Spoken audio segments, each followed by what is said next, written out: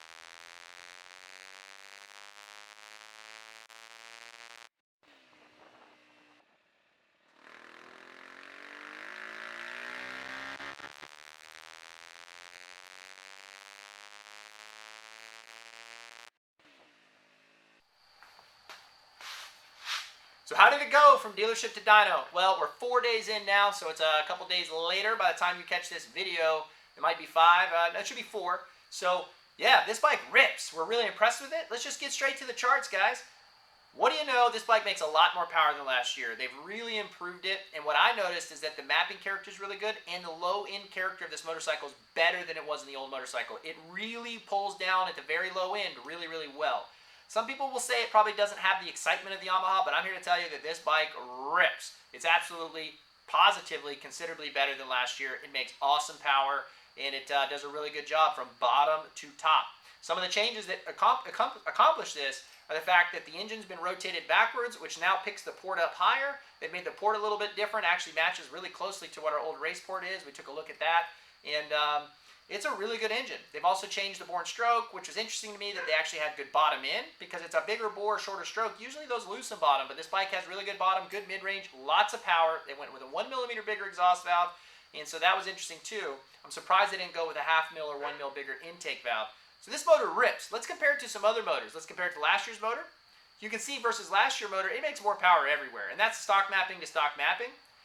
Now we're going to pull up a chart where you can look at where it's last year's motor with a TLR race engine with a GET ECU and pipe and silencer. Now you can see that they're pretty even. That TLR motor is very good with all those changes in the ECU, but this one's really good for a stock engine and very comparable to a full mod from that particular shop last year. Don't slouch on that mod, guys. That's a good mod motor. That's a very strong one, and this is a very strong stock engine. Now let's compare it to the Yamaha. The Yamaha, this bike on the dyno is considerably better, bottom to top. And the Yamaha is the king of class in most people's opinion, mostly because of its low-end character. Its low-end character is that you can roll it on really well. Well, I'm here to tell you that this bike rolls on much better than last year's bike. So we'll have some more testing on that for you guys in the future. And then what about the Kawasaki? The Kawasaki is the horsepower king for us. It's always put out the most power over the last 2 years. Well, pretty much neck and neck, except the KTM has better bottom. So as you can see, this KTM is much stronger on the low end than the Kawasaki, but then they're pretty much neck and neck all the way up through the top. Oh, and what about map 1 versus map 2? Well, it took us a little while to get the bike fully broken in, but once we finally did, it showed that map 2 is a tiny, tiny bit better than map 1.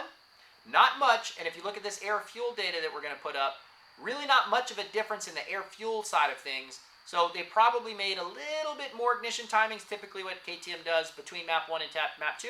You certainly will feel a difference on the track, but when it actually comes to pulling power, pulling whole shots, going up hills fast, it's not a very big difference between map 1 or map 2.